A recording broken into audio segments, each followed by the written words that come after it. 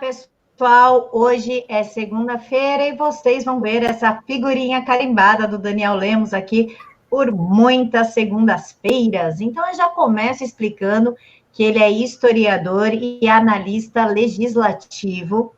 E hoje nós vamos conversar sobre o que nós estamos passando. Daniel, muito obrigada por aceitar falar com a gente. Oi, Camila, tudo bem? Seus espectadores fiéis aí, seus apoiadores aí, todos os nossos amigos conservadores da direita, grande abraço, tenho acompanhado a sua luta, tenho te apoiado muito em oração, a gente tem conversado bastante, sabe o quanto que eu te admiro, apesar de nós estarmos fazendo esse primeiro bem bolado, né? A gente fala lá em Minas bem bolado, tá? E a gente está fazendo esse primeiro bem bolado aí, depois de um tempo de eu já estar lá no Terça Livre, também participando do Leitura da Semana com o Ricardo Roveran e com o Mário Oliveira, e estou sempre à disposição de vocês para a gente bater um papo, para a gente tentar clarear um pouco para as pessoas que estão nos assistindo, como é que funcionam os bastidores, a articulação política, um pouco do que está acontecendo entre os três poderes em Brasília, as relações, as guerras de narrativas, a guerra espiritual, que é uma das coisas que eu tenho falado e tenho sido incisivo nisso, para que as pessoas não exacerbem nas suas falas e pensem um pouco mais com conhecimento e estratégia para evitar um desgaste maior. A gente já está aí com prisão de jornalistas, prisão, da Sara, um STF aprontando aí bastante aí. Então a gente tem que ter um pouquinho de condição de compreender esse momento aí. Prazer estar aqui, estou à sua disposição e vamos lá, seja o que Deus quiser. Daniel, Oswaldo foi solto ontem, no domingo, porém ele saiu aí com centenas de restrições, uma delas é não usar mais as redes sociais. E isso é uma clara censura, cerceamento de liberdade de expressão, e há muita reclamação do tipo, gente, o que está acontecendo? O que vamos fazer? Rui Barbosa já alertava muito pela ditadura do judiciário, e as coisas foram indo e se transformou numa bola de neve, diversas pessoas em inquéritos, recebendo a Polícia Federal às 6 horas da manhã, e eu garanto para vocês que não é para dar um bom dia animado, e a gente está meio que se sentindo preso. Como é que você vê essa situação? Quais são as suas análises? O microfone é todo seu. Tá bom, obrigado. Bom, primeiro dizer que a gente vê com muita preocupação, e é isso mesmo que você acabou de dizer, lembrando uma célebre frase do Rui Barbosa. A pior ditadura que existe é a ditadura do judiciário. Eles aprenderam agora, depois que a direita, os conservadores conseguiram eleger com mais de 57 milhões um presidente conservador que é cristão. Isso incomoda não só a esquerda, mas também parte desses membros do judiciário. Eu costumo dizer que eles são muito afeitos à ideia das medidas judiciaristas.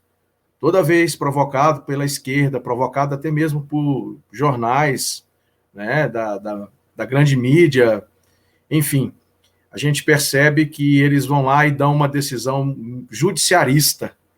É uma coisa que nós criamos aí num vocabulário que nem podemos dizer que existe essa palavra ou dizer que ela seja algo que denote o trabalho do judiciário, mas medidas que intervêm em outro poder. E a questão do Oswaldo, depois, antes teve a Sara, essa questão de sair e ter as restrições de não utilizar, configura sim uma censura. A Constituição, no seu artigo 5º, a Constituição Federal de 88, no seu artigo 5º, ela garante a liberdade de expressão das pessoas, ela garante a liberdade de opinião, ela garante que todos os cidadãos devem ter direitos e deveres, certo? Mas nesse caso, você impedir, censurar um jornalista e você não ver nenhuma abrage, nenhuma associação de jornalista, ninguém da grande mídia, falar, nem comentar e nem dar isso como sendo uma prisão ilegal, né? Então a gente percebe que existe sim essa guerra dessas narrativas criadas para prejudicar somente um lado. Prejudicar um lado que apoia o presidente Jair Bolsonaro, prejudicar os apoiadores, né, do Jair Bolsonaro, do governo, e isso a gente tem percebido que tem sido à tona. Visitas da Polícia Federal, tanto na sua casa, por exemplo, como na casa do Alan dos Santos, lá do Terça Livre. Outras pessoas também foram visitadas, tiveram a sua vida vasculhada, né, como se fossem criminosos de alta periculosidade. Engraçado que, por causa da Covid-19, muitos presos foram soltos, muitos presos saíram para as ruas sem tornozeleira eletrônica, sem um cuidado da justiça. Aquele rapaz que ateou fogo no ônibus aqui, na Esplanada dos Ministérios, a 15 metros do Palácio do Planalto, teve uma audiência de custódia no sábado passado, né, no sábado retrasado, e teve a sua liberdade, foi colocado nas ruas, e estava lá usando as suas redes sociais, tá? Pelo nome da pessoa, nós procuramos, né, ficou de se fazer uma análise melhor aí, passar isso para frente, né, mas estava lá usando as suas redes sociais normalmente. E é engraçado que no caso do Oswaldo, da Sara e de outros, né, aconteceu essa prisão, e ainda agora saem com restrições de liberdade. Ou seja, devem ficar trancados dentro das suas casas, vigiados por tornozeleira eletrônica, e a sua vida toda bagunçada, sua saúde emocional afetada, e tudo por causa de um inquérito que, na minha opinião, continuo dizendo, depois de ter conversado com vários juristas, é um inquérito da fake news, tanto o inquérito das manifestações que eles colocaram e picharam como antidemocráticas, né, também inconstitucional. Você não pode ter no STF, que seria a corte a cuidar e a zelar pela Constituição Federal, partindo dela, esse tipo de censura, esse tipo de ataque à liberdade individual do brasileiro, que é garantido na Constituição. Uma coisa que, algumas séries que eu assisto, e às vezes eu vejo algumas frases bem legais, e esses dias eu estava assistindo, eu gosto das séries de um diretor dos Estados Unidos, Dick Wolf. Ele faz séries como Chicago PD, Chicago Med, Chicago Fire, FBI Most Wanted, e numa dessas séries assim, um dos sargentos do Chicago PD lá, o comandante lá da inteligência, ele diz o seguinte: o herói não é aquele que não tem medo, mas aquele que está cheio de medo e age certo. Então, o que nós temos percebido é que essas pessoas são heróis e heroínas, porque hoje o que nós vemos são pessoas que precisam ter fibra e seguir conosco, caminhando, apoiando o presidente Jair Bolsonaro. Esses ataques realmente geram muitos desconfortos, né, espirituais, emocionais, doenças físicas, né, como teve o próprio Oswaldo. Você também creio que deve ter passado momentos assim de pânico, alternando, né, porque a gente, nessa hora, a adrenalina descompassa todo o corpo. Eu sei, assim, mais ou menos eu devo imaginar, não vou dizer que eu sei, porque eu nunca vou saber o que vocês viveram, mas analisando... Muita desculpa te interromper, mas já que você entrou nesse assunto... Não, pode falar comigo. Muita gente falou assim para mim: cara, olha o que aconteceu, e você tá calmo, e você tá rindo. No primeiro impacto, eu fiquei meio anestesiada, então eu fiz assim: bom, meus filhos estão bem, só levaram as minhas coisas, meus filhos não viram nada. Não viram gente armada, gente aqui dentro, os dois estão dormindo. Então, cara, amém, Senhor, obrigada, tá tudo bem. Não teve arma na cabeça de ninguém, não teve... Aí, não sei, aí passou, aí abaixou tudo que eu passei aquele dia. 2 dias depois, eu comecei a ficar puta da vida. Porra, levaram minhas coisas, levaram meus cadernos. Que absurdo, a minha pauta tava lá. Levaram a agenda escolar da minha filha. O que eles querem com uma agenda escolar de uma menina de 12 anos de idade, gente? O que eu vivi? E aí, depois eu fui... Né, depois que o sentimento foi baixando e eu fui entendendo o que eu passei, que eu fui ficando revoltadíssima. Então, eu pedi para você que você caísse em si, né? Eu falei algumas vezes com você nesse sentido e estava em oração para que você percebesse que é um momento extremamente difícil. A gente concorda, a gente tem que seguir lutando. O presidente hoje, o governo que nós ajudamos a eleger em 2018, porque foi uma luta em 2018, o que nós passamos. Todo mundo vivenciou aquela cena que ocorreu em Juiz de Fora. Tudo o que passou na cabeça das pessoas. E uma das coisas que mais me chama a atenção é que o povo, porque a Constituição Federal também, Camila e espectadores do canal que eu chamo carinhosamente de Cá, né?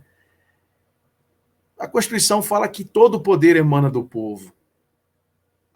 O alicerce dessa Constituição é o povo.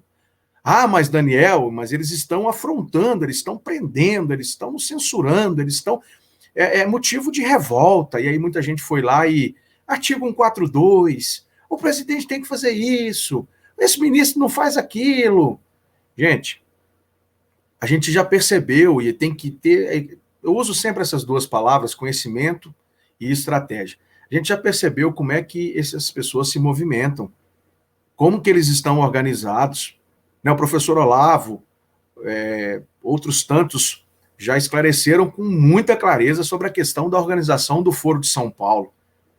Como que se organizaram na América Latina, como que se organizaram no mundo, com apoio de China, com apoio da Rússia, né? A gente sabe como é que as coisas funcionam, a gente sabe quais são os braços que hoje você tem a grande mídia, que só fala, né, só agride, só quer vender, né, quanto mais morte, parece que quanto apostam quanto mais pior, melhor. A gente sabe e vivenciou também isso em 2018. Mas como nós tínhamos que fazer ainda um segundo turno, eu não sei se você lembra bem, mas então nós buscamos forças. E até mesmo as pessoas que estavam próximo ao então candidato na época, né, o Bolsonaro, nós buscamos forças e cada um fez a sua parte. E o que eu vejo aí no campo da história é que o povo lá atrás não desistiu. O povo lá atrás também foi aguerrido e insistiu até levar a vitória, com mais de 57 milhões de votos no segundo turno.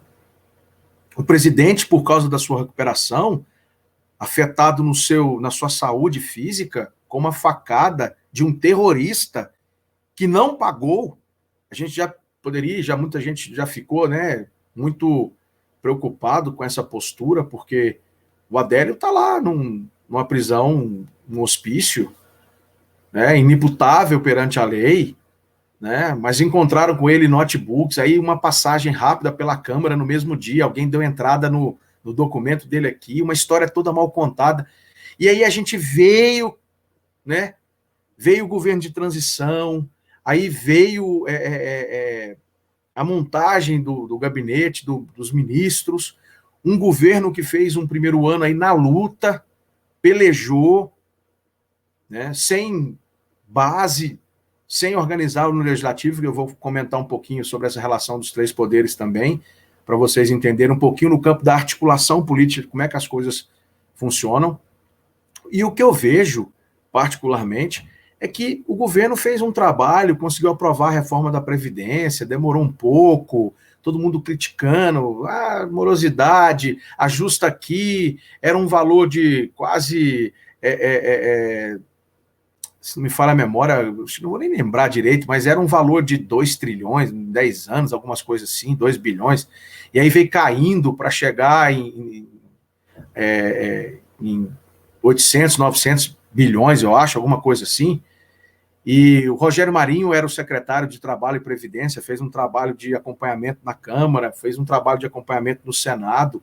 Quer dizer, foi uma vitória, o governo fez o dever de casa, diminuiu um pouco do Estado, né, não diminuiu tanto ainda, mas diminuiu, cortou cargos comissionados, fez os ajustes, né? Muitas coisas foram feitas de bom. No final do ano, o governo colheu índices fiscais muito positivos.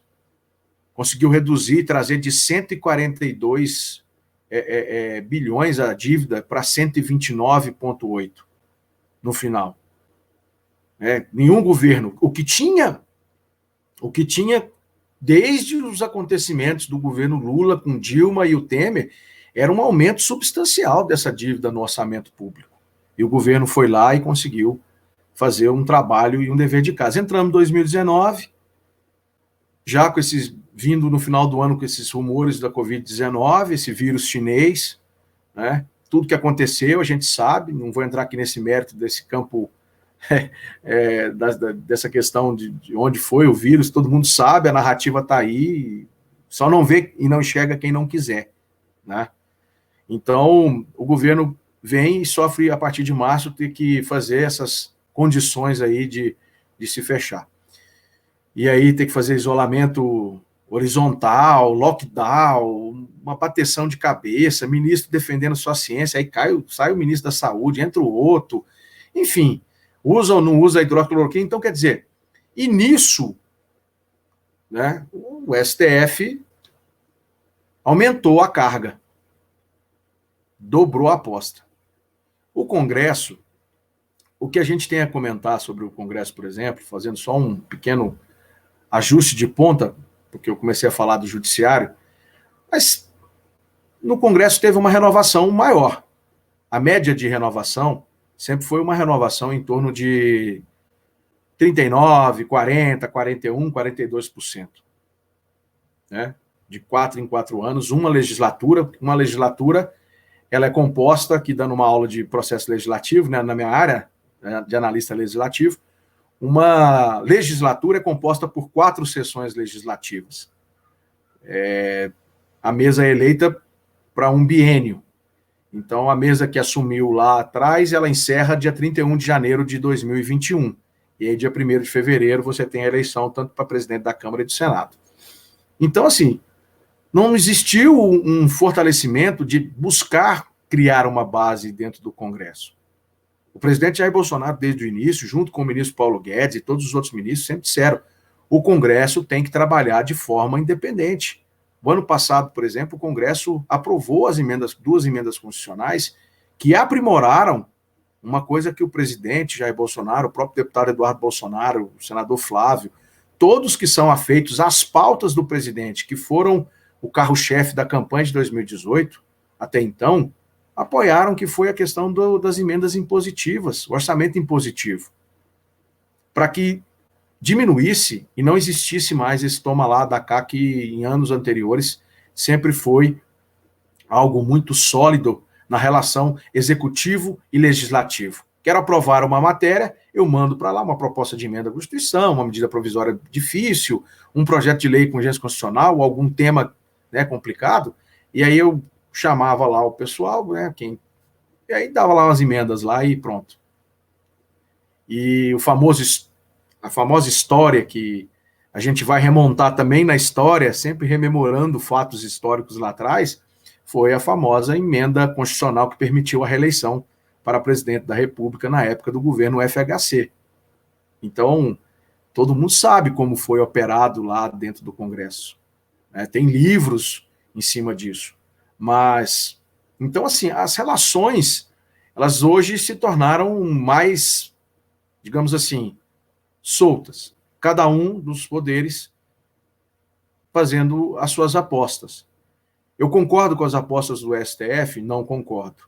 Eu acho que o STF deveria se restringir a fazer o seu trabalho e fazer o que a Constituição pede que ele faça.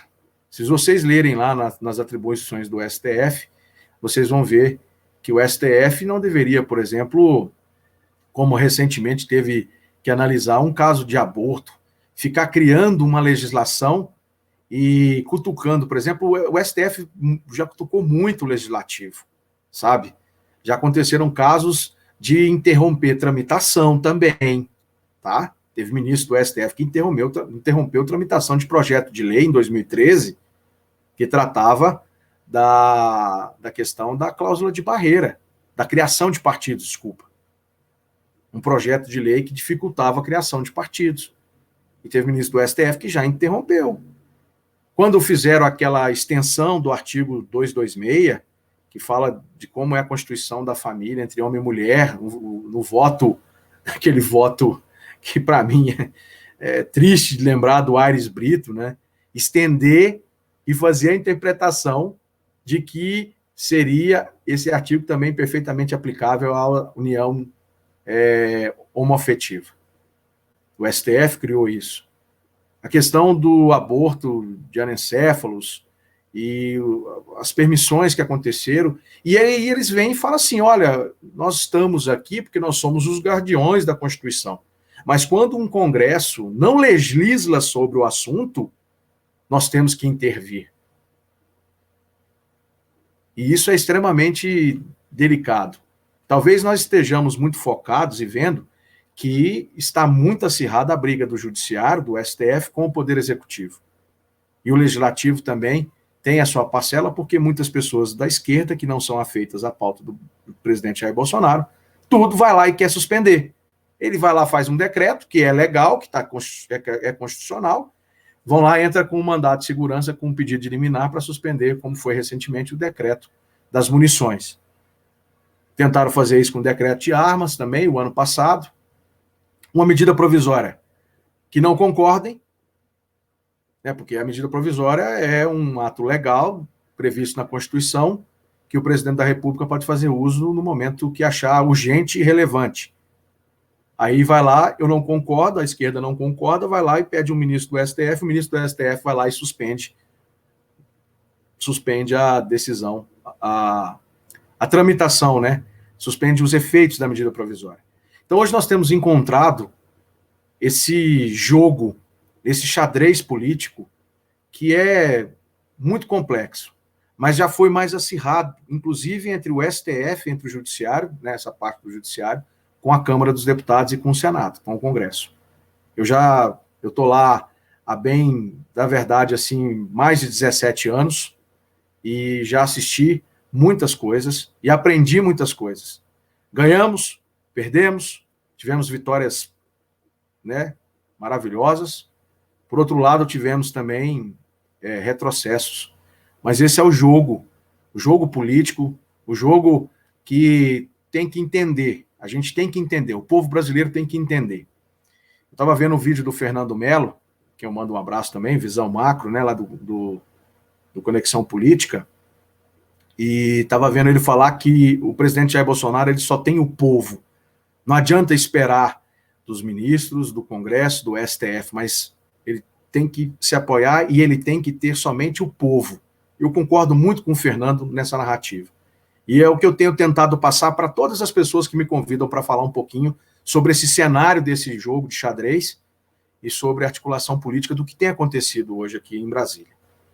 Então, a nossa proposta aqui é tentar mostrar para você que, por mais que as coisas são acirradas, a gente tem que se manter firme nas propostas e tentar não dividir. Hoje em dia, essas narrativas que vêm da mídia, né, da grande mídia, desses esquerdopatas, eles ficam toda hora lançando noticiazinhas, criando falas, criando, né, notícias, para poder vir e tentar ferir a direita e colocar um contra os outros. É o princípio do comunismo, né? É o princípio do socialismo. Separar, dividir, e é o que está acontecendo hoje, infelizmente. Nós temos visto a direita, os conservadores, muitos ainda se mantendo firmes, muitos ainda, outros que estavam só por causa do juiz Sérgio Moro, abandonou o barco, mas depois voltaram quando viu que o próprio Sérgio caiu na sua própria falácia e não comprovou nada. Depois veio a divulgação da reunião ministerial também, e aí muitas pessoas voltaram para o barco, né? Falaram, não, pulei do barco, mas agora eu vou voltar, porque eu vi que o presidente, então, de fato, não fez nada, e essa tal biografia do Sérgio Moro, infelizmente, que vai para as cucuia, que eu não estou interessado em biografia. Porque o que nós temos que estar interessado, Camila e meus amigos, minhas amigas, é no futuro do Brasil. E se a gente começou essa luta lá atrás, em 2018, e nós passamos o que passamos, e agora nós estamos vivendo momentos também difíceis, dentro disso que eu falo que é a guerra espiritual, porque é os filhos das trevas contra os filhos da luz também. Nós temos um presidente, eu costumo também falar muito isso, nós temos um presidente que no dia do domingo de Páscoa fez uma live com cristãos, com judeus, né, com pessoas do meio evangélico, católico, fez uma live para que essas pessoas pudessem falar de Jesus Cristo. E isso incomoda. E eu vejo que depois que veio essa questão da Páscoa, né, já estávamos nesse período aí da pandemia, do Covid, um decreto que tem que vigorar de restrições e tudo, até 31 de dezembro de 2019. Mesmo assim, o governo teve algumas coisas do legislativo que foram muito positivas. E aí nós vimos, infelizmente, o STF dobrar essas apostas, atingir somente um lado. E aí criou-se aquela questão da CPMI, da fake news, que é outra situação extremamente, na minha opinião, fora do normal, sabe? Uma coisa extremamente desnecessária, você gastar energia com aquilo, gastar o dinheiro do contribuinte para manter aquela estrutura funcionando, sabendo que aquele objetivo e que aquele alvo seriam só pessoas que, de certa forma, seriam os famosos robôs, que essa narrativa também já caiu, porque o próprio PGR e no próprio, né, inquérito inconstitucional da fake news aí, lá no STF, já viu que não se comprovou essa história de robô. Eu falava muito a algumas pessoas, eu dizia assim, olha, hoje as pessoas, Camila, elas deixam de comer às vezes para ter um celular, né, bom, ter um Twitter para ficar informado e usar a rede social, porque viu que o presidente da República e os seus ministros falam com o povo através das redes sociais, porque sabia que não teria, quando cortasse, né, os rios, os ralos, o dinheiro da corrupção que iam para esses rios, esses ralos, dessas verbas de comunicação, né, essas verbas da famosa antiga SECOM, que teve lá, por exemplo, o senhor Franklin Martins. Quem não se lembra que o Franklin Martins foi o cara que montou e quis criar a metodologia e que nós vimos depois até o Molusco aí falar em censurar a imprensa, em criar um projeto para restringir. E o presidente sempre foi culpado por isso, o presidente que é culpado por isso, de ser chamado de ditador, fascista, nazista, misógino, homofóbico, é o presidente Jair Bolsonaro, né, infelizmente, que não fez nada que atentasse, nada que fosse antidemocrático. Mas a grande mídia, que não tem o dinheiro da SECOM, que não tem o dinheiro da verba de comunicação, eles também se somaram a outras pessoas dentro do Poder Judiciário e algumas outras pessoas dentro também do Poder Legislativo para poder tentar criar uma narrativa e ficar aí buscando tirar a chapa, por exemplo, lá no TSE agora, recentemente, mexer nas ações contra a chapa do Bolsonaro e do Mourão. Isso tudo mostra como as pessoas estão desesperadas, como que as pessoas estão sem chão, porque o Brasil, graças a Deus, né, eu me lembro sempre do salmista, Salmo 40, feliz a nação cujo Deus é o Senhor. E se nós temos hoje um presidente temente a Deus, e nós tivemos um acordar dos conservadores, um acordar da direita, um trabalho pelo liberalismo econômico com o ministro Paulo Guedes, que tem feito um trabalho brilhante à frente do Ministério da Economia. Eu costumo dizer também, lá no Terça Livre, no Leitura da Semana com o Ricardo Roveran e com o Mário Oliveira, onde eu vou, eu costumo dizer que ele tem me contagiado com uma força, sabe, aquele cara, toda vez que ele vai dar uma entrevista esses dias na live com o presidente, foi só 1 horinha, que pena, rapaz, tinha que ter sido 3 horas do Paulo Guedes explicando aquilo tudo, como é que ele está ajudando e tentando ordenar aí as ajudas aos municípios, aos estados, e como é que ele prevê, junto com a equipe dele, ele fala toda hora que tem uma equipe, né, do lado dele, de bons técnicos, meritocracia, que a gente sempre pediu que na República Federativa do Brasil nós tivéssemos méritos, pessoas técnicas. O presidente foi lá, indicou ministros técnicos, alguns vacilaram, né? Já passou, viramos a página, mas existem tantos outros lá. Tarcísio hoje fazendo um trabalho brilhante na infraestrutura, né?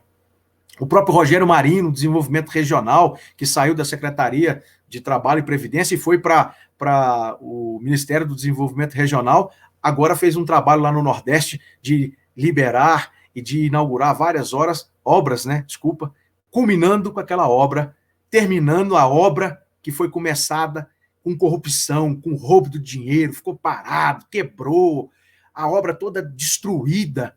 Aí o presidente falou, no meu governo não tem obra inacabada.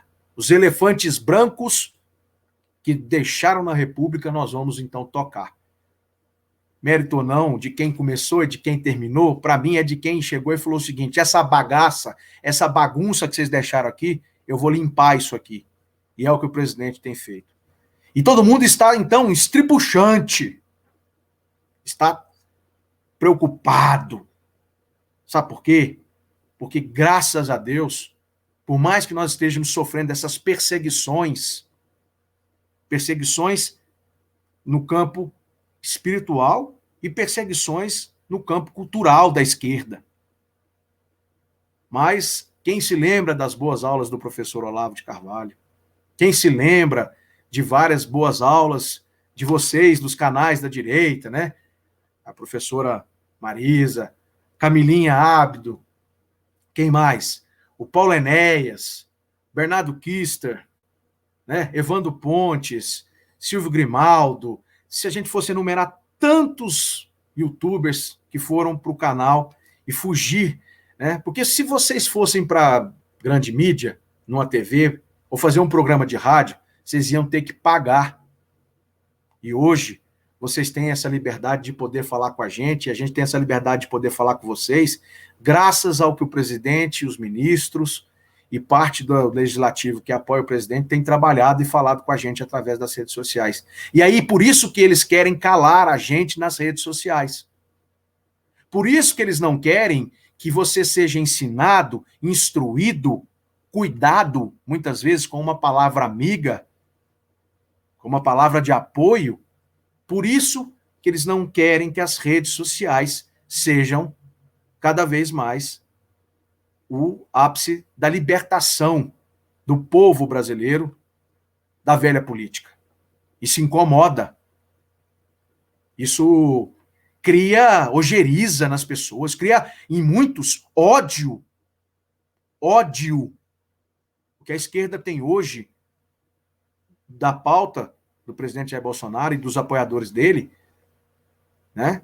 É ódio de ver pessoas como o seu José e a dona Maria na padaria da esquina, na farmácia, o pedreiro, o seu João, né? A dona Isabel, diarista. Vamos citar vários nomes aqui de pessoas boas e lembrar os nomes dos brasileiros. De bem, pagadores de impostos. Ministro Abraham, que falava muito disso, que estava na educação para cuidar do pagador de impostos e que pudesse ser feito um trabalho de tirar essa ideologização dentro das universidades e dentro das escolas. Está lá nos Estados Unidos hoje, graças a Deus, bem, num outro trabalho, numa outra missão. Muita gente ficou triste. Eu também fiquei triste. Mas os desígnios de Deus podem ser diferentes daquilo que a gente quer, né? E nós estamos aí passando esse aperto todo. Ele foi quase perseguido, prisão, ameaça de morte da família. Isso é extremamente absurdo. Como é que um homem pode assistir isso calado? E ele não assistiu calado. Lutou o bom combate no campo do Ministério da Educação e agora está em outra missão, servindo lá também o governo do presidente Jair Bolsonaro. E é assim que nós vamos precisar saber, trabalhar, entender e fazer. A articulação política, por mais que as pessoas critiquem hoje os ministros que estão nessa frente, mas engraçado que eu falava com você, Camila, e você, espectador do canal da Camila também, todo mundo aí, Eu conversava com você, que engraçado que tá todo mundo, às vezes até eu vi semana passada muita gente chamando o presidente Jair Bolsonaro de frouxo, que ele não fala nada, que ele não diz uma palavra, que ele não põe os ministros para defender a Sarah Winter, o Oswaldo Eustáquio, você, todo mundo que teve a Polícia Federal, que ele não bloqueia isso. Mas olha o que o presidente tem vivido e tem passado, gente. Vocês acham que é fácil o que aquele cara está vivendo no seu dia a dia, junto da sua família, vendo constantemente sendo atacado todos os dias? Ele tem que acordar já na mesa do café da manhã, que seria uma coisa sagrada, tomando com a sua família, ele já tem que acordar tentando matar um leão já. Nos primeiros 30 minutos, depois de se levantar, fazer lá suas orações, escovar o seu dente, né, tomar o seu banho, sentar na mesa do café, ele já tem que começar a matar um leão já. E aí, você imagina, são 15, 20, 30 leões por dia. E aí as pessoas, mas o presidente tem que fazer isso, mas o presidente tem que fazer aquilo. Não, é o povo que tem que continuar fazendo. Por mais que nós estejamos sofrendo perseguições. A igreja viveu, a igreja primitiva, os primórdios da igreja após a ascensão de Jesus Cristo, a ascensão de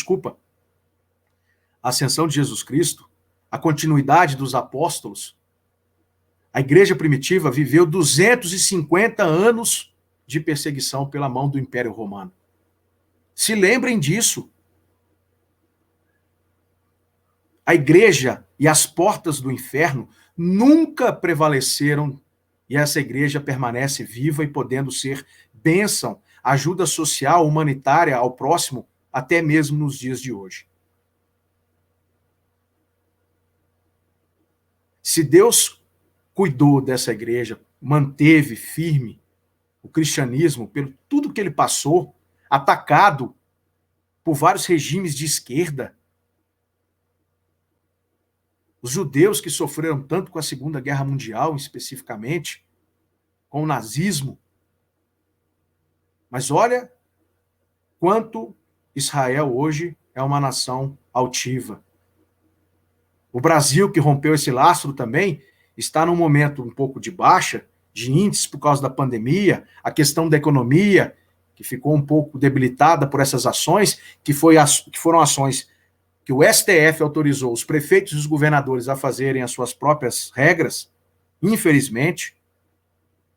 O STF, que poderia ter procurado um diálogo para colocar o executivo para poder fazer o trabalho e, coordenadamente com os governadores e os prefeitos das grandes capitais, por exemplo, montar um gabinete de crise, participar. Quantas vezes o presidente Jair Bolsonaro pediu que fosse feito dessa forma?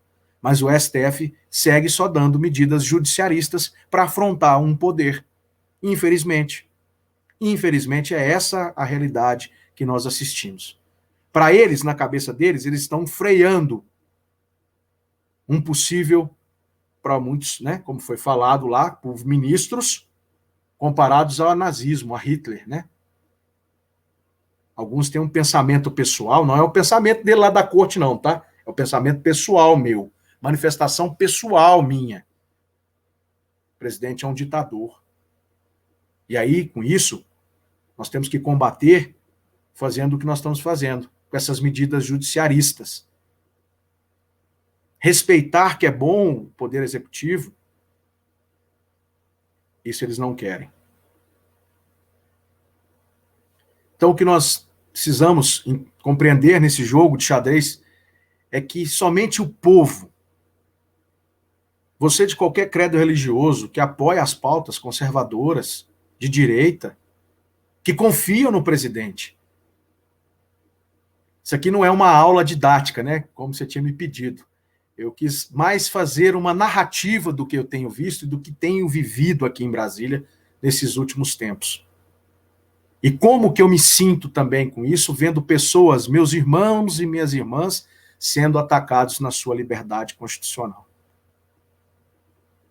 Eu adoraria que pudesse ser feito de um poder de consciência único e que eles parassem de perseguir os cristãos, parassem de perseguir os conservadores.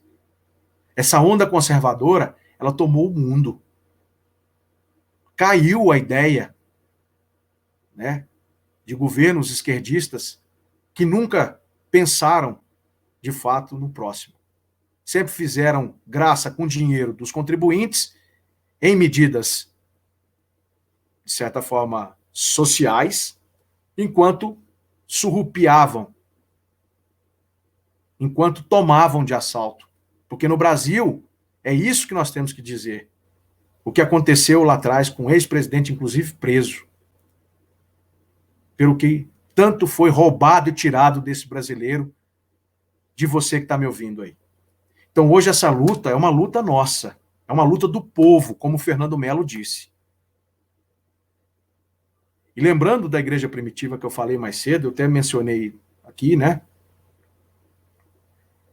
Eles venceram as perseguições e em 303, o imperador Constantino oficializou a religião oficial do império, sendo o cristianismo.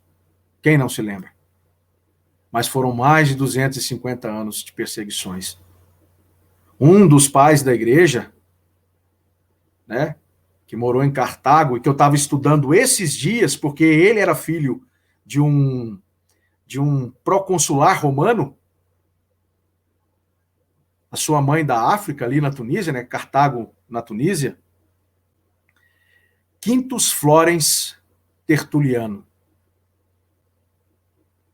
Ele foi para Roma, estudou advocacia, né, estudou direito, era de uma família forte, o pai dele era um cara que tinha condições, e quando ele voltou, ele abraçou a fé, lá em Roma, ele abraçou a fé cristã. E aí, depois de formado, ele voltou para ser um apologista cristão em Cartago. E sabe para fazer o quê, Camila? Ser um advogado para defender os cristãos perante o Império Romano, que eram perseguidos por sua fé. E aí eu fui ler a história e fui pensar, quem sabe que eu pudesse lançar e clarear uma luz na vida das pessoas para que mais advogados pudessem surgir com ações e que pudessem defender vocês e que pudessem somar, né?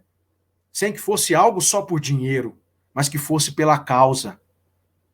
E era isso que eu estava buscando, tentar compreender. E aí eu tive o contato com a nossa brilhante Flávia Ferronato, né? Toda a ação que ela fez recentemente, tudo que ela passou quando ela foi xingada pelo presidente da OAB, que esculhambou ela, e nenhuma ativista, nenhuma feminista, né, veio defender ela.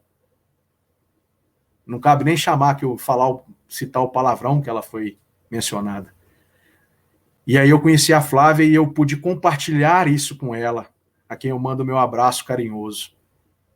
E vejo que tem mais pessoas agora se somando a ela e a outros tantos advogados para defender vocês nessa guerra cultural. A esquerda vai seguir acirrando, vai aumentar a aposta dela e vai tentar dividir a direita. Mas nós precisamos compreender o nosso papel. É cada um no seu quadrado, fazendo o que pode. A gente repete isso lá no Terça Livre, eu e o Alan, o Max, né? A gente repete isso muitas vezes. E a gente sempre costuma dizer, é preciso as pessoas se organizarem nas suas cidades. Temos aí as eleições municipais de 2020.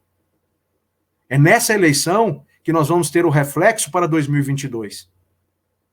Então, se vocês desejam parar de reclamar, de certa forma, não vou ser dizendo que está reclamando sem razão, mas sofrer menos, possivelmente com o Congresso, a gente tem que ter a renovação. Aquelas pessoas que sempre foram e são da velha política têm que ficar para trás, serem tiradas do jogo político, desse jogo de xadrez. E com isso passa pelas eleições de 2020, as eleições municipais, porque um vereador, um vice-prefeito e um prefeito podem muito numa cidade. Por isso que nós precisamos de conservadores, estudiosos, que possam estar estudando, lendo os livros que são indicados nos canais, né? Quem assiste lá o Media Watch com o Rafael Fontana também, o Fernando Mello, eles estão sempre dando dicas de livro. O Alan no Terça Livre, eu também dei uma dica de livro agora, recentemente também. Então, as pessoas precisam estudar. É um momento de aprender para poder fortalecer a nossa fé, a nossa alma, os nossos elos, né? Aquilo que nos une, aquilo que nos atrai, que são as pautas do presidente Jair Bolsonaro, o Brasil melhor que você quer para o seu filho e para sua filha, porque eu sei que você quer isso, pensando nos seus 2 filhinhos, né, Camila? E todo mundo. Então é possível isso, mas as pessoas têm que abrir a sua mente, não comprar essa narrativa da esquerda de guerra, nessa guerra cultural, de tentar dividir e segregar a direita. Vamos ter um pouquinho mais de paciência, resiliência. Parece uma palavra besta, mas vai estudar os bons livros e ver. Olha o que vive o professor Olavo de Carvalho quando ele recentemente ele pôde comentar sobre as suas angústias.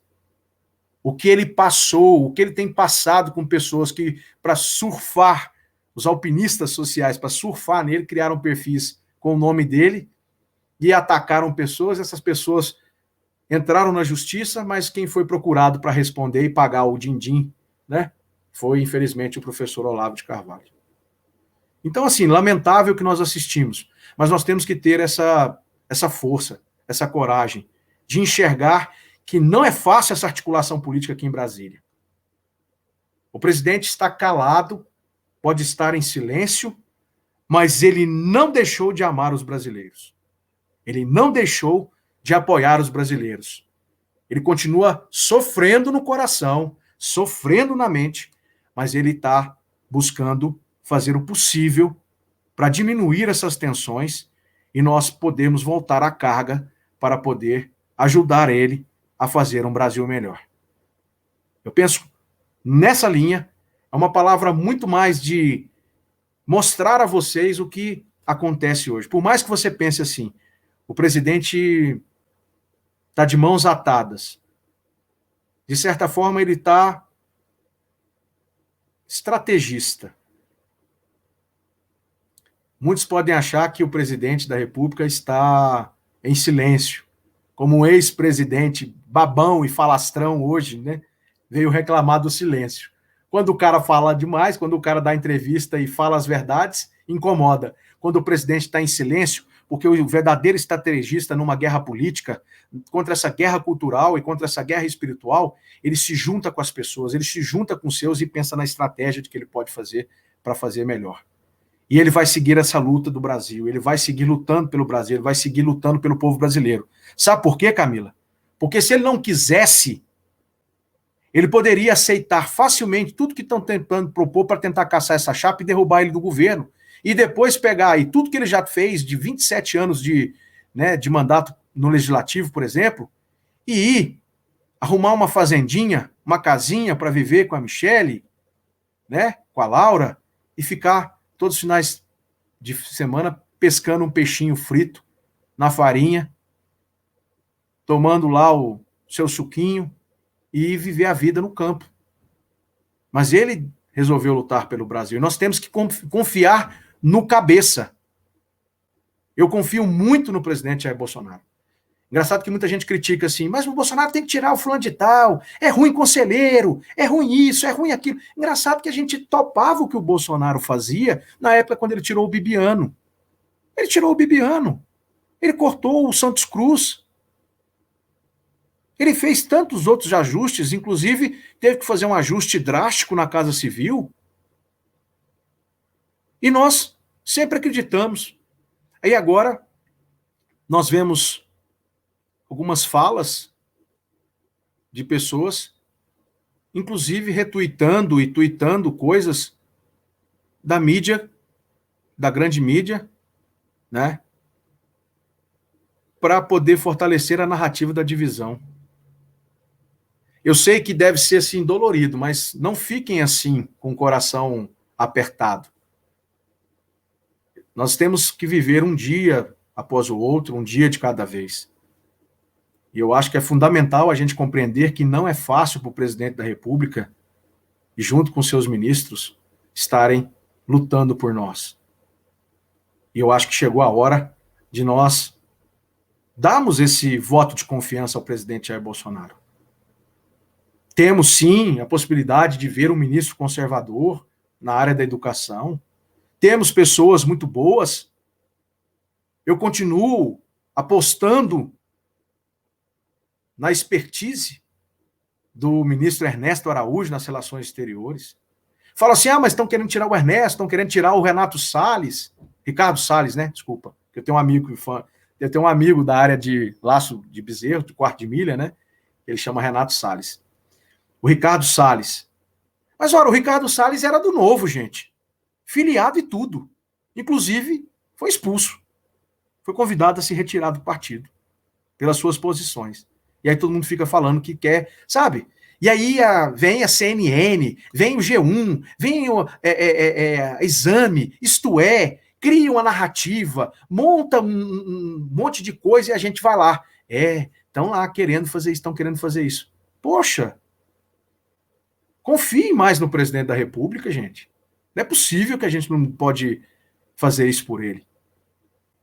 Não é possível que a gente não tenha esse carisma ou esse dever cívico. Se a gente lutou tanto quanto ele mais precisou, com uma facada na barriga, se recuperando dentro de um hospital, sem poder fazer campanha. E quem fez a campanha e quem ajudou a eleger esse homem foi o povo brasileiro. Mais de 57 milhões de brasileiros e brasileiras, cara. E o que nós estamos pedindo agora? Não desistam e confiem no cabeça da chapa. Nós confiamos em Deus em primeiro lugar. Mas eu também posso, na minha oração, na minha coragem, no meu trabalho, do meu dia a dia, confiar no presidente da República e dar um voto de confiança a ele. Eu acho que a minha palavra para você, Camila, e para os seus espectadores, os seus fiéis seguidores do seu canal, que é um canal brilhante, eu falei isso de coração para vocês. Não foi uma aula, igual você me pediu, mas foram mostrar algumas narrativas desse jogo de xadrez que não é fácil, que é complexo, que exige muita estratégia, uma estratégia de guerra. Daniel. No final a gente vai precisar somente do povo para seguir, porque, só para concluir, para você poder falar, eu concluo dizendo, quando nós ganhamos em 2018, Camila, nós não achávamos que seria a curto e a médio prazo estabelecer um novo paradigma de governo que fosse conservador, de direita, que tivesse os cristãos fortalecidos, o cristianismo fortalecido, apesar dos outros credos, nós respeitamos todas as pessoas, mas que são afeitos à nossa pauta, que bom, se acheguem a nós. Eu não discrimino ninguém, pode ser qualquer pessoa, quer somar, mas a gente nunca imaginou, e eu pelo menos nunca imaginei, que fosse a curto, 2 anos, a médio, 4 anos, ou a longo prazo, de 6 a 8 anos. E eu acho que se é para 8 anos, o pessoal está estridente, a direita está muito estridente demais, se chacoalhando demais, e ainda é muito cedo para a gente fazer isso, porque ainda a gente tem uma subida muito mais íngreme para a gente melhorar o Brasil e colocar o Brasil nos trilhos, novamente, de um progresso, né? De ver o progresso que atinja a todos, independente de cor, raça, credo religioso, mas um progresso que pense no brasileiro como um todo e não só em alguns. Daniel, hoje a Lava Jato está pegando o PSDB, o que eu não nego, que para mim foi uma grande surpresa, porque quem mora em São Paulo viu que a Lava Jato aqui em São Paulo foi ridícula, foi infame. E hoje está aí, pegou primeiro o Aécio e logo depois pegou o Serra. Algumas pessoas atribuem essa nova perspectiva da Lava Jato, da Polícia Federal, em uma resposta do próprio presidente aos mandos e desmandos do STF, lembrando que Gilmar Mendes, Alexandre de Moraes, Dias Toffoli é ligado ao PT, Celso de Mello, são todos ligados ao PSDB. Essa narrativa se sustenta ou não? Foi só o Moro sair do Ministério da Justiça, que aí a PF se viu livre para continuar as operações. Camila, eu começo dizendo o seguinte, essa narrativa, é lógico que eles iam tentar colar isso aí. Tipo assim, eu vou vomitar essa bobagem para ver se cola. Quem foi que soltou o operador, por 2 vezes, foi preso na Lava Jato, o senhor Paulo Preto. Quem foi que soltou? E serviu nessa época, quando ele foi solto 2 vezes, e pessoas ligadas a ele na Lava Jato, quando foram soltas, por que comemoraram tanto quando ele foi solto e a investigação não andou?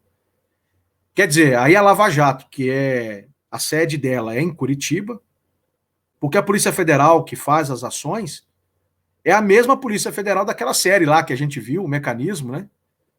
É a mesma Polícia Federal que estava alinhada com, então, na época, o Sérgio Moro e o Deltan Dallagnol. Nós vemos agora o Deltan reclamando da Procuradoria-Geral da República, dizendo que desmantelou a Lava Jato, mas o que nós vemos é, mais uma vez, um cara reclamando em vez de trabalhar. Parece que ele quer ser candidato, né? Infelizmente. Infelizmente, não. Se ele quiser ser candidato, ok. O crivo das urnas, para mim, é onde a pessoa tem que passar para tentar ser e ter um cargo eletivo aqui. Mas essa narrativa não se sustenta. E quem... Agora, vai lá atrás, então, se esses jornalistas são tão bambambãs e tão perfeitos na sua narrativa, vá lá atrás e veja qual foi o andamento processual para chegar até aqui. Você acha que as pessoas... Quantas fases teve a Lava Jato? Alguém aí se lembra? Quantas vezes nós... Qual foi o tempo que o povo teve que esperar para ver delações premiadas que pudessem implodir o Petrolão? Eu acho que demorou. É óbvio que se isso acontecesse no governo do presidente Jair Bolsonaro agora, sabendo que o ministro Alexandre de Moraes já foi afeito e já foi do governo do PSDB em São Paulo, é óbvio que eles vão falar. Isso é coisa de perseguição do presidente Jair Bolsonaro, porque o Alexandre de Moraes está batendo nos seus seguidores. Ora, não tem o que falar. Eu desafio esses jornalistas a pegarem o processo lá em Curitiba, da Lava Jato, né? É Lava Jato. Quem estava no comando da Lava Jato são outros procuradores. Existe outro juiz hoje no lugar do Sérgio Moro, gente. São essas pessoas que estão conduzindo as investigações e ela nunca parou. Ela nunca parou. Você concorda comigo? Ela andou. Ela andou num tempo. Eu achei que, para esse assunto específico, muito moroso. Poderia ter sido antes, enquanto o Paulo Preto estava preso, por exemplo. Mas soltaram ele 2 vezes. Infelizmente, lá atrás servia algum ato. Agora se andou, se evoluiu. E se algo novo, e se conseguiu se montar um novo caminho dentro da Lava Jato, e se iniciar qualquer coisa dentro do governo do Jair Bolsonaro, vão dizer que ele está usando a Polícia Federal. Mas espera aí, mas não foi o próprio Alexandre de Moraes que proibiu, que agiu para impedir a nomeação legal, legítima, de um diretor da PF, conforme a lei? A lei prevê que o presidente da República pode, sim, consultado ou não o ministro da Justiça, nomear um diretor da Polícia Federal. E aí o que acontece? Então, quer dizer, a Polícia Federal agiu? Ah, mas não... Eu acho que essa narrativa, ela só colaria se fosse o Ramagem. Mas como não é o Ramagem, para mim essa narrativa, ela está no esgoto. Ô Dan, para a gente finalizar então, você vai abrir aí uns cursos, está fazendo umas aulas, você pode falar um pouquinho delas, falar do seu perfil do Twitter, para o pessoal ir lá, pedir o próximo tema, porque aqui a gente faz o seguinte, o professor disponibiliza 3 temas bacanas e as pessoas votam e é o que determina a próxima aula. Então, você pode fazer esse merchanzinho e falar do seu Twitter e tudo? Eu vou sempre tentar caminhar na linha de não fazer aula. Eu sou um pouco assim, eu estudei didática, né? Eu fiz didática, eu tive boas matérias e bons professores, inclusive. Eu estudei aqui no UniCeub, né? Centro Universitário UniCeub, e aprendi muito. Teve muita gente de esquerda no meu caminho, mas sempre foi uma relação bem construída, viu? Foi muito legal fazer história e eu saí de lá muito mais fortalecido, mas a minha vivência é dentro do processo legislativo, é dentro do Congresso, é dentro do sistema bicameral, é dentro da articulação e da estratégia para a gente poder fazer algumas análises das propostas de emenda à Constituição, como elas são, né, feitas, como que funciona, os projetos de lei, quando é um projeto de lei do Executivo. Então, eu estou aí trabalhando, e já foi até um pedido do pessoal, quando eu comecei no Terça Livre, a quem eu agradeço sempre o apoio do Alan, né, o Rafael Fontana, que me ajudou na época, até conversou, me apresentou o Alan, eu não conhecia o Alan, só de ouvir, só de ver, né, e aí a gente se conheceu e foi possível fazer essas parcerias, e ele sempre cobrou de mim que eu fizesse um curso sobre processo legislativo. Então, eu estou trabalhando com algumas pessoas para fazer algo legal, eu não quero alguma coisa, assim, fraca, que não dê, né? Então, nós estamos trabalhando aí, fazer um curso sobre processo legislativo, num modelo básico, intermediário e avançado. Depois, nós estamos pensando em fazer algo sobre tramitação legislativa na prática, né? E depois fazer um curso específico sobre medida provisória e proposta de emenda constitucional. E aí eu vou conversando um pouco sobre tudo, conversando sobre articulação e essas coisas todas. É muito difícil montar esse roteiro, então tá levando esse tempinho aí, eu tô já trabalhando isso há algum tempo com algumas pessoas, e fique à vontade para perguntar lá no Twitter, o meu Twitter é Daniel R. Lemos, o meu Instagram também é a mesma coisa, eu sempre tento responder as pessoas nas mensagens diretas, muitos mandam até muitas notícias tipo, mais investigativas, mas como eu não sou jornalista e eu não sou uma pessoa que apura fatos, né, assim, e não fico vendo essas coisas, então às vezes eu só respondo, olha, passa para as pessoas, marca o pessoal do YouTube, né, marca lá a Camila, o Bernardo, o Silvio, marca o Fernando, o Alan, marca o Ítalo, todo mundo, né, enfim, Paulo Enéas, Cláudio Luca, enfim, marca todo mundo lá para eles, que esses caras que são na área de jornalismo, eles vão poder ajudar. Então eu tento contribuir dentro dessa linha de falar um pouco das pautas da Câmara. Estou lá sempre segunda-feiras agora, lá no Terça Livre, às 10 horas da manhã, no Boletim da Manhã, falando da pauta da semana, comentando algumas coisas. No domingo à noite eu estou com o Roveran e o Mário Oliveira, no Leitura da Semana, onde a gente aborda os fatos que aconteceram nessa semana, na semana toda, né? E estou sempre à disposição de você, você me fez esse convite, eu me coloquei de coração aberto para você, com todo o carinho, para te ajudar mesmo, de coração, e a somar com as nossas pautas. Isso é missão de Deus na minha vida. Então, quem quiser aí, pode escolher a pauta. Se eu não puder, assim, se eu for uma pauta difícil, eu vou lá e estudo, igual você falou hoje, né? A gente pode até comentar um pouco dos bastidores dessa live aí, dessa conversa. Você pediu uma aula, falou geopolítica, eu falei, olha, vamos falar mais de articulação, mostrar um pouco como as coisas estão acontecendo e tentar falar sobre por que o presidente Jair Bolsonaro merece e precisa do nosso voto de confiança.